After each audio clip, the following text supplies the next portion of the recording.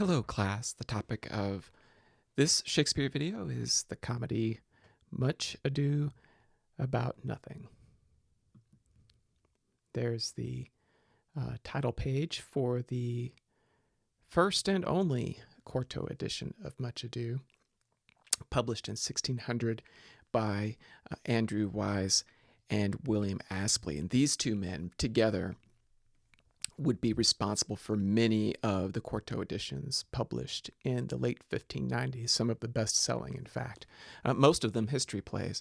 Andrew Wise, who held the rights to Richard II, Richard III, and the first part of King Henry IV, and those two plays in particular were quite popular, would sell the rights to those plays in 1603, and I believe his publishing career pretty much ended at that point. Aspley held the rights to the second part of King Henry IV and Much Ado About Nothing, and neither of those two plays were reprinted in quarto editions, but he still held the rights to them when the folio was published in 1623, and so he was able to use the fact that he held the rights to two canonical Shakespeare plays to negotiate with Jaggard and Blunt and advance his own career. The publisher, the quarto, was Valentine Sims. His name is abbreviated VS here on the title page, and he printed many quartos for Wise and Aspley, and also the bad quarto of Hamlet a few years later.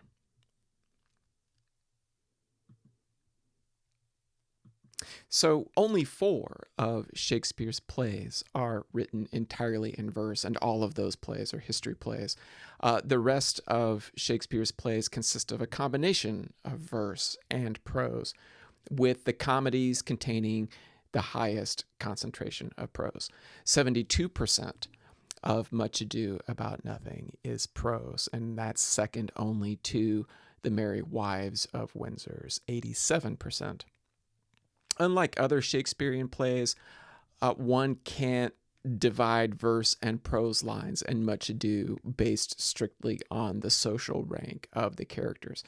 Aristocratic characters in this play often speak in prose as well as verse, and in several instances, the switch to poetry seems jarring. If you want an example of that, you can look in the very first scene of the play at line 246. This fact, along with the presence of a ghost character, Leonato's wife Imogen, is mentioned in the stage directions, but she never speaks in the play. There are inconsistent speech prefixes. So Leonato's brother, Anthony, for instance, is not named until Act 5. Dogberry and Verges, the constables, they're at times identified by the names of the actors assigned to play those parts. And vague stage directions as well make this play, Much Ado About Nothing, especially interesting to scholars interested in Shakespeare's writing process.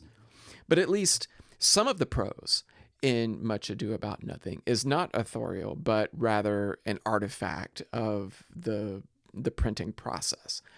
Printing by forms involved printing multiple pages simultaneously and not in serial order.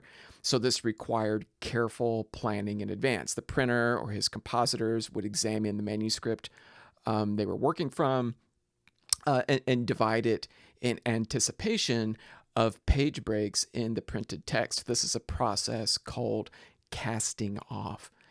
If there was an error in casting off and a compositor realized that he had to set more lines of verse than there was space available on the page, he would often convert verse to prose to squeeze in as much text as possible. And sometimes the opposite would happen, that lines of prose would get broken into shorter verse lines to fill more space on the page.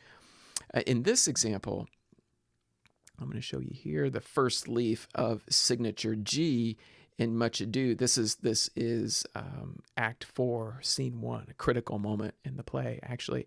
We see that Sims's compositor at the bottom was forced to convert some of the friar's lines from verse to prose. You can tell that this was very deliberate because you can see how the signature mark and the catchwords are crammed onto the same line as Friar Francis's text. And because the folio text of Much Ado is based on the 1600 quarto, the error, as you can see here, is retained in the folio as well. They keep the first part of the friar's speech in prose and then switch awkwardly back to verse. But there are also significant differences between the folio and quarto texts of Much Ado About Nothing. The 1606 Act to Restrain Abuses of Players, this was a significant censorship law that impinged on Jacobean drama, both on stage and in print. Specifically, it prohibited actors from, and I'm quoting from the act here, jestingly and profanely using the holy name of God or of Christ Jesus, which are not to be spoken, but with fear and reverence. So while the law specifically targeted theater companies, it seems to have impacted publishing as well, given the increased print visibility of individual playwrights who provided the scripts for these companies. The Stationers Company must have been wary of the law, and it was around this time as well that the Master of the Revels began exercising licensing authority over the publication of plays. So thus plays originally published before 1606, like Much Ado About Nothing, were carefully reviewed and expurgated of offending material before being printed again. And to give you an illustration of this, here is the quarto section of Much Ado. This is Act 4, Scene 2. This is where the constables are interrogating Conrad and Baraccio, and Dogberry says he asks for Conrad's name. Conrad says, "I am a gentleman, sir, and my name is Conrad." And Dogberry tells the sexton, "Write down, Master Gentleman Conrad. Masters, do you serve God?" "Yes, sir, we hope." And Dogberry says, "Write down that they hope they serve God, and write God first. For God defend, but God should go before such villains." So there's a joke in there that uses God, and these lines would actually be removed, or most of them would be removed from the folio. So there's the quarto. Here is the folio. And as you can see, "I am a gentleman, sir. My name is Conrad. Write down, Master Gentleman Conrad. Masters, do you serve God? Masters, it is proved already that you are little better than false knaves." Now, probably that "Masters, do you serve God" question was to be removed as well, and for whatever reason it wasn't. But the most offending lines, as you can see, were excised for the folio publication of the play. You also might note as well here the weird speech prefixes there. KEM, that is not Dogberry. So in both the folio and quarto editions, Dogberry is identified as KEM or KEMP. This is the name of the actor who played the part for Shakespeare's company by the name of Kemp.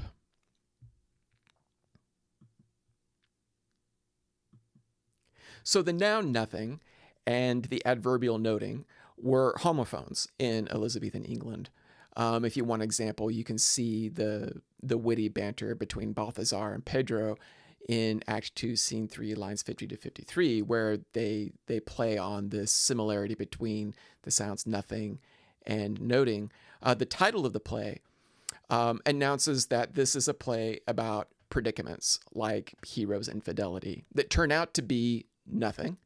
It is also a play about noting, as in discovery, detection, deduction. Nearly all the major characters in the play note something that turns out to be nothing, or at least not the thing they first thought. Curiously, it is the lower class watchmen who discover the truth that keeps this play from spiraling into tragedy. And this is a point that Borachio makes to Pedro. He says, "What your wisdoms could not discover, these shallow fools have brought to light." This is also a play about the value of written notices in a social world regulated by law, reputation, and social decorum. The first line of the play concerns a written letter announcing Don Pedro's arrival in Messina. Later, Francis C. Cole's documentation of the testimony of the night watchman, Claudio's epitaph for Hero's tomb, and the poems written by Benedict and Beatrice all provide textual evidence of guilt, innocence, and love, respectively.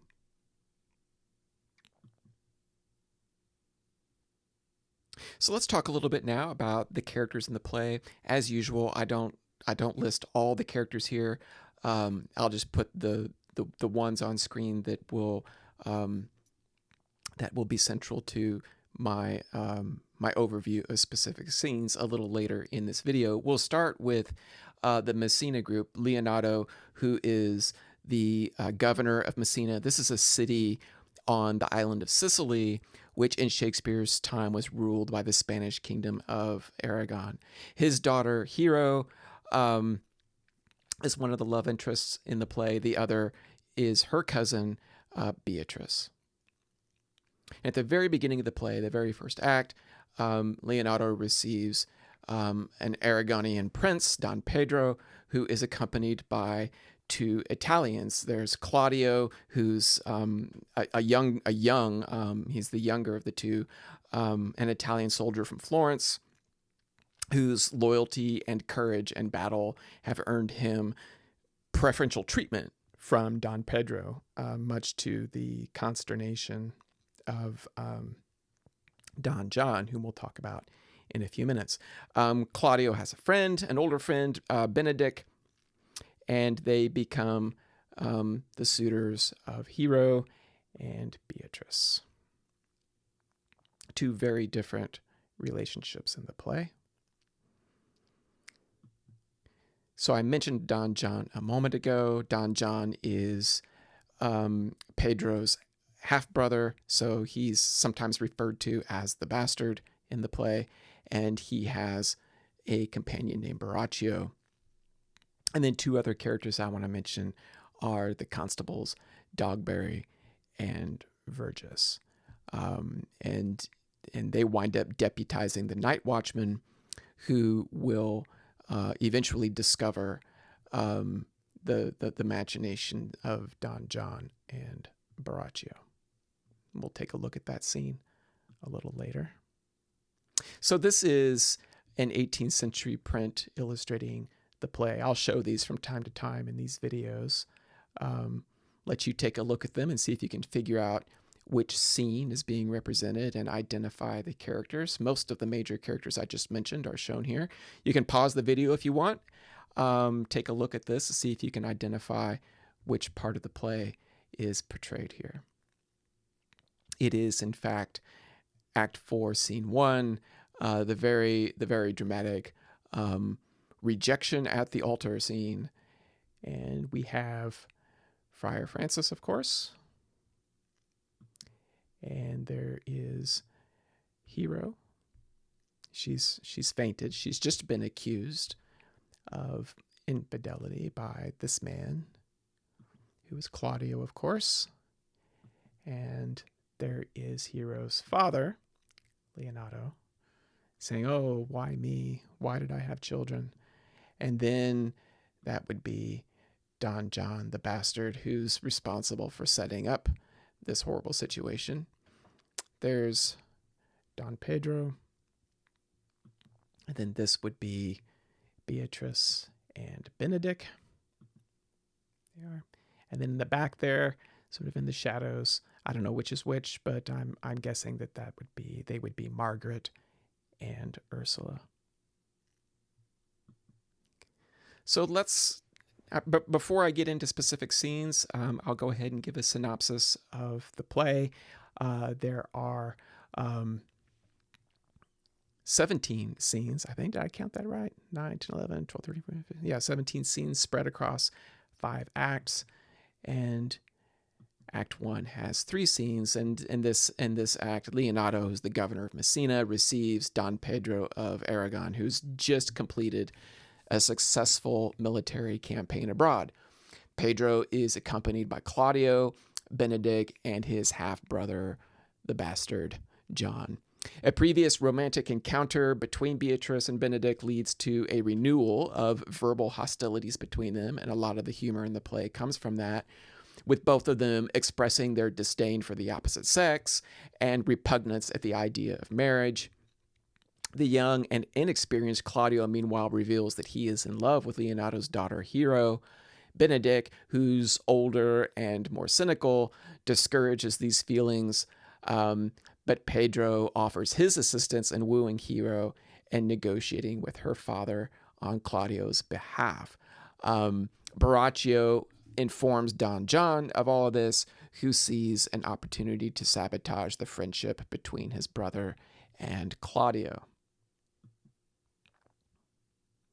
So, Act 2, there's an illustration of the play, early 20th century illustration. That is Leonardo on the left in the foreground, Benedict and Claudio. And then Pedro, Leonardo, Don Pedro, and Claudio. And then in the background there, listening in on the conversation, is Benedict. So Beatrice advises her cousin Hero on courtship and marriage, and we'll take a look at that later. After a masquerade hosted by Leonardo, John hints to Claudio that Pedro has betrayed him and woos Hero for himself.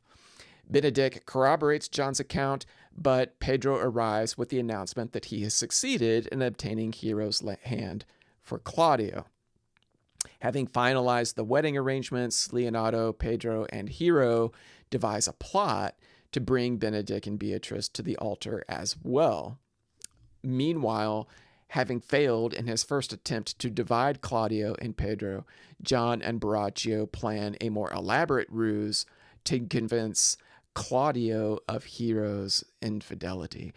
Sometime later, Benedict conceals himself in Leonardo's orchard and listens as Leonardo and Claudio fabricate a story that Beatrice has confided her love for Benedict to Hero, while they also disparage Benedict's character and unsuitability, the unsuitability of the match.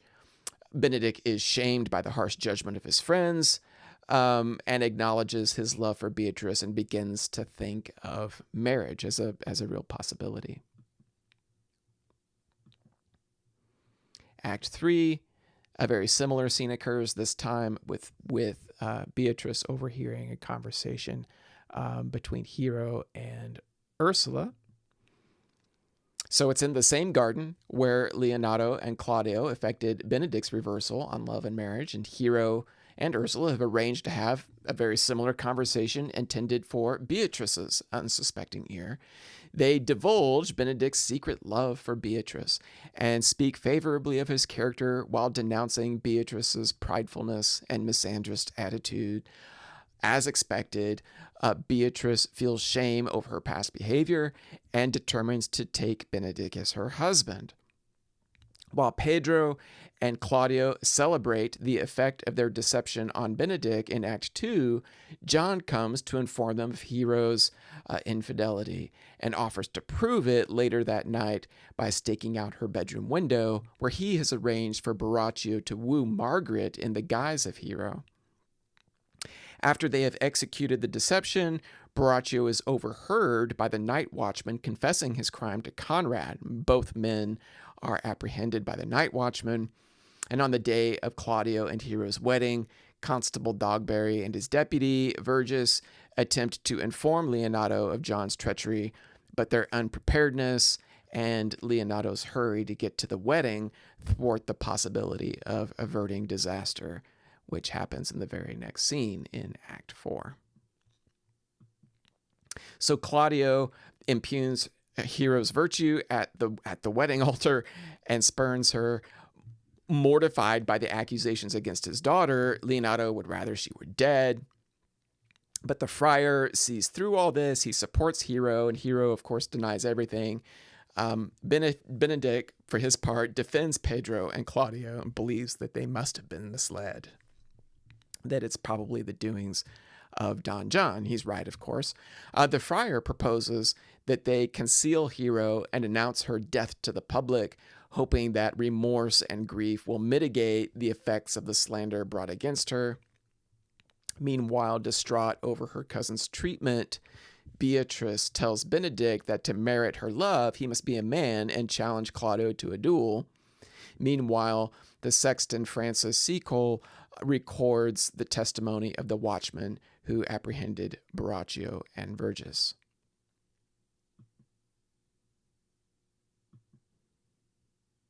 So in Act 5, here's a scene. This is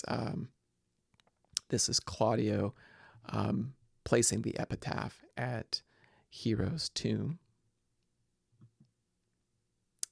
So Leonardo plays the role of belligerent, grieving father before Claudio and Pedro.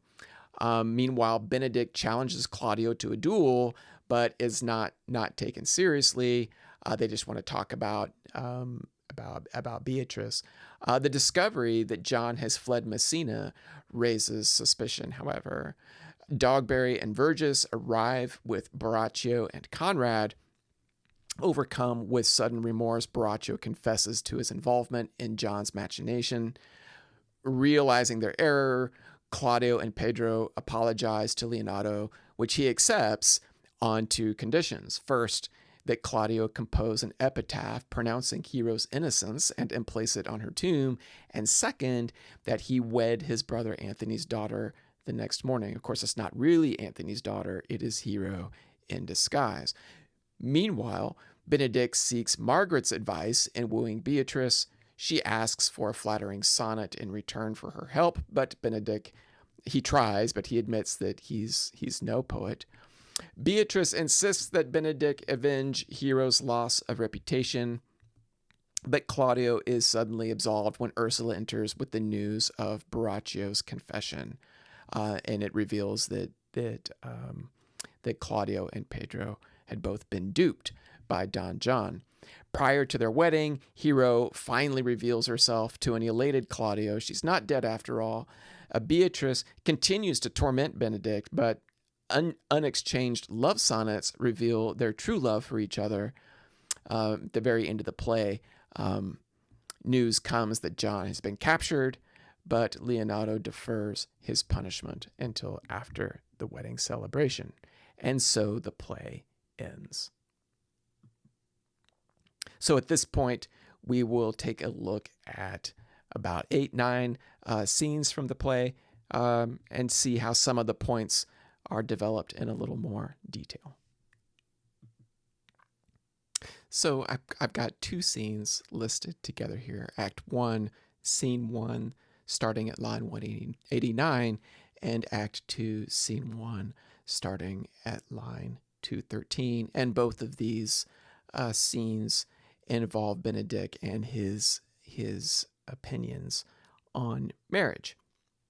In the first act, in response to his younger friend Claudio's revelation that he is in love with Leonardo's daughter Hero, Benedict responds by vowing never to fall in love or marry. He says, "That a woman conceived me, I thank her. That she brought me up, I likewise give her most humble thanks. But that I will have a recheat winded in my forehead, or hang my bugle in an invisible baldric, all women shall pardon me. Because I will not do them the wrong to mistrust any, I will do myself the right to trust none. And the fine is, I will live a bachelor," he says. In Act 2, after Beatrice verbally abuses him at a masquerade party, Benedict directs his animus directly at her, comparing her to the devil. He says, "I would to God some scholar would conjure her, for certainly while she is here, a man may live as quiet in hell as in a sanctuary, and people sin upon purpose because they would go thither. So indeed all disquiet, horror, and perturbation follows her." Of course, This is Beatrice's cue to enter the scene, and Benedict now can't get away fast enough, beseeching Don Pedro to send him someplace far away. Will your grace command me any service to the world's end? I will go on the slightest errand now to the Antipodes that you can devise to send me on, he says.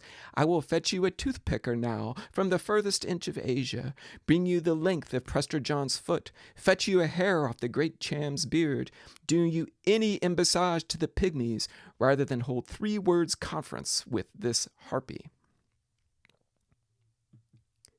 Beatrice herself has choice words on marriage. We're going to look at the first scene, the opening scene of Act 2, starting at line 23. This is prior, just immediately before the masquerade hosted by Leonato. And Beatrice is talking to Leonato, Anthony, and Hero, and she says that she will go to heaven a maid. She will never marry. She tells Leonato, not till God make men of some other metal than earth. Would it not grieve a woman to be overmastered with a piece of valiant dust? To make an account of her life to a clod of wayward marl? No, uncle, I'll none. Adam's sons are my brethren, and truly I hold it a sin to match in my kindred. Her cynicism about courtship and marriage is also evident in her advice to Hero.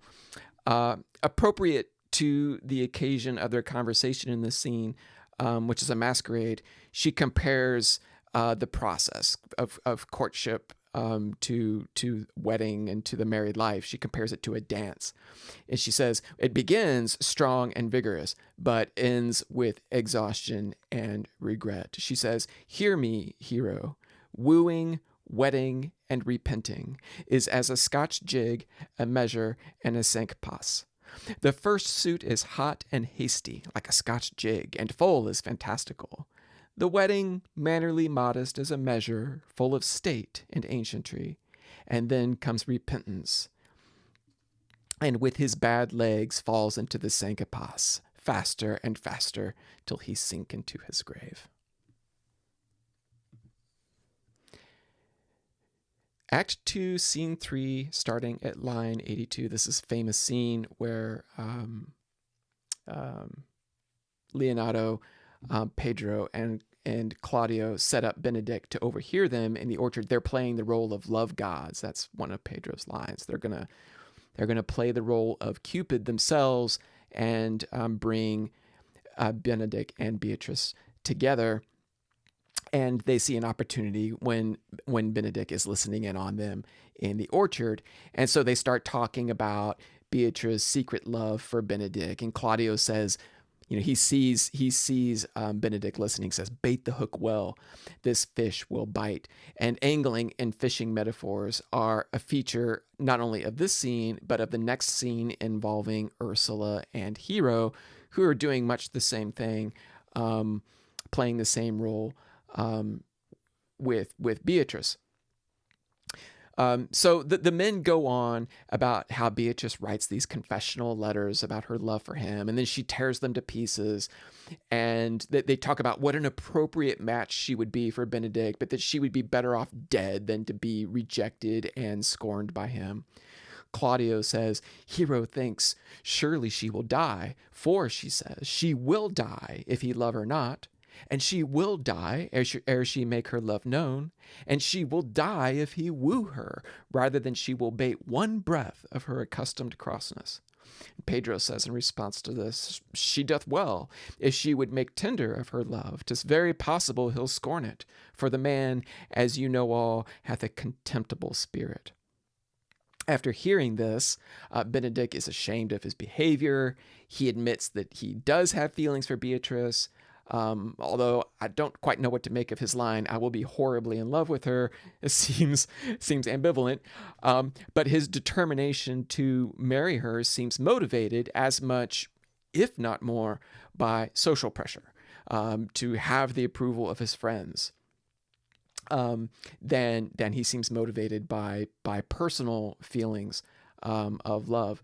No doubt, he will have to suffer ridicule when he betrays his earlier convictions against women and marriage, but he must weigh that against the shame of seeing his pride blamed for the breaking of a woman's heart.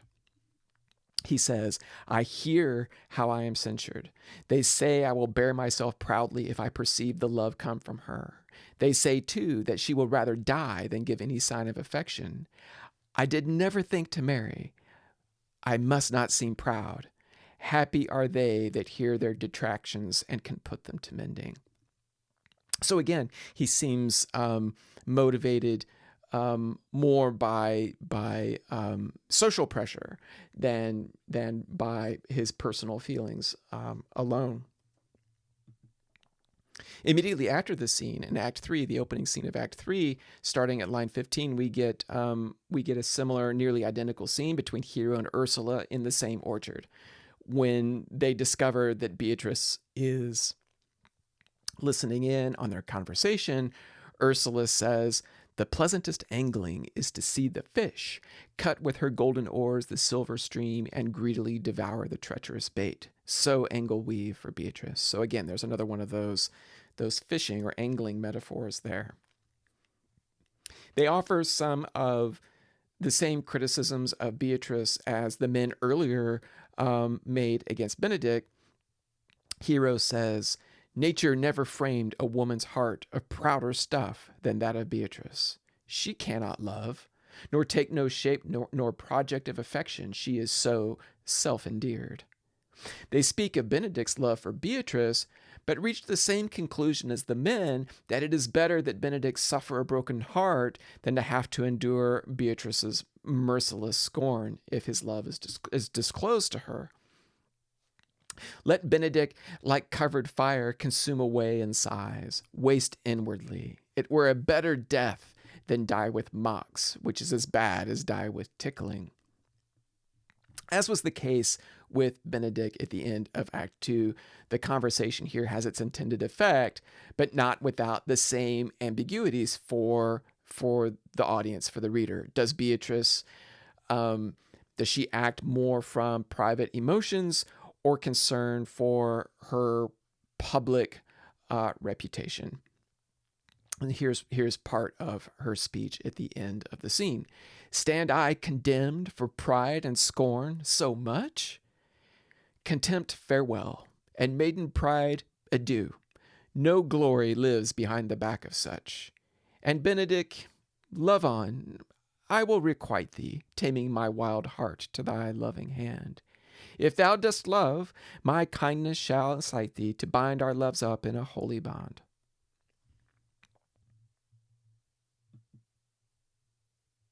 So this next set of scenes, we're going to talk about 4 of them here, involve the other couple in the play, Hero and Claudio. And it's a much darker plot line than the romance antagonistic romance between Beatrice and Benedict.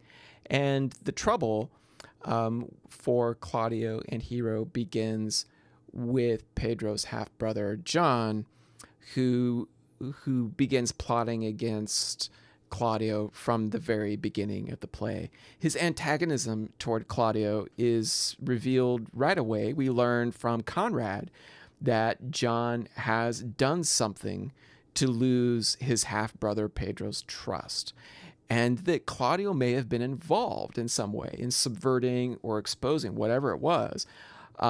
Claudio says a little later, that young startup hath all the glory of my overthrow. If I can cross him any way, I bless myself every way.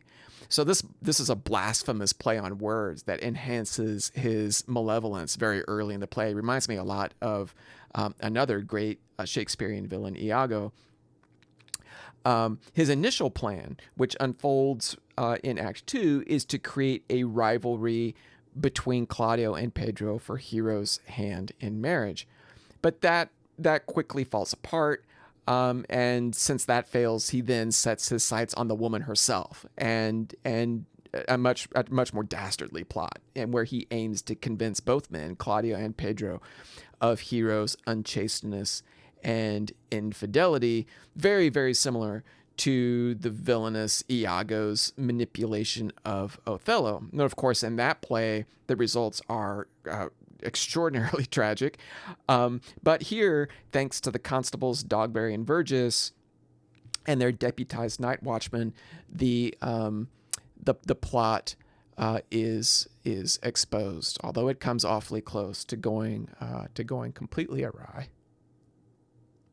So I'm going to go ahead and talk about one of the scenes involving Dogberry and Verges. Probably the most important one is Act 3, Scene 5. There are several other scenes with these two men and their deputized watchmen, which are quite funny. But this one, it's funny, but it's quite serious. Things it pushes the play to the moment of crisis. So in this scene, Scene 5, Act 3, Dogberry and Verges bring the charges against Borachio and Conrad to Leonato, who is the governor of Messina. But he is too preoccupied with Hero's wedding to take up the matter. And it's still a funny scene, but it's one that puts the whole outcome of the play in doubt. Uneducated, illiterate, Dogberry and Verges are unable to expedite the legal process with which they have been entrusted. So the machinery of justice here gets bogged down when they have to seek the assistance of a sexton, Francis Seacole, to record the testimony of the night watchman to present as evidence against Borachio and Conrad.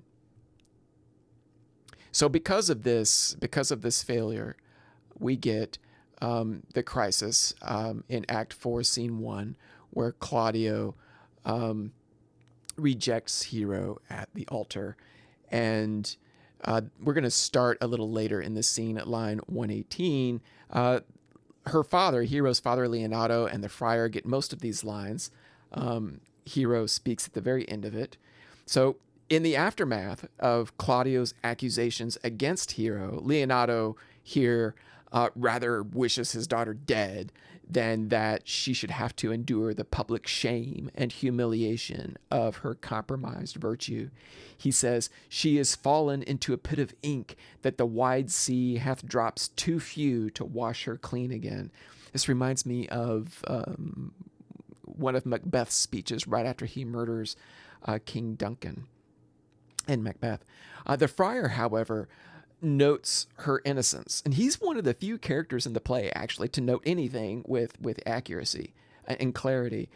He says, "In her eye there hath appeared a fire to burn the errors that these princes hold against her maiden truth.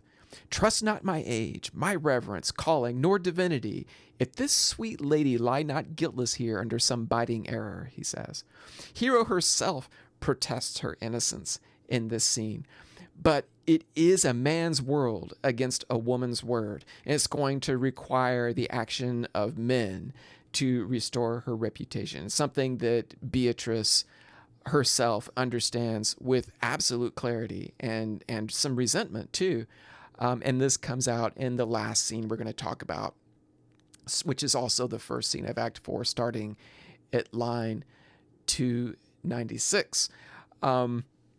In this scene, in these lines, as a test of his love for her, which Benedict continues to insist upon, Beatrice commands him to publicly defend Hero's virtue and challenge Claudio to a duel. Benedict balks at this, and which angers Beatrice. She wishes that she were in a position to do it herself. She says, "Oh God, that I were a man, I would eat his heart in the marketplace." She's speaking of Claudio there. "I would eat his heart in the marketplace." So she impugns Benedict's manhood.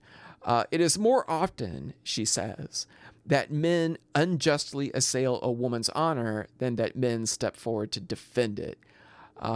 She says, "Sweet Hero, she is wronged, she is slandered, she is undone. Oh, that I were a man, or that I had any friend would be a man for my sake. But manhood is melted into curtsies, valor into compliment, and men are only turned into tongue, and trim ones too. He is now as valiant as Hercules, that only tells a lie and swears it. I cannot be a man with wishing, therefore I will die a woman with grieving. And her words have their intended effect on Benedict, of course, who at the end of the scene, he goes off in search of Claudio. So that's the last scene that I'm going to discuss in this video. And that concludes this presentation on Much Ado About Nothing.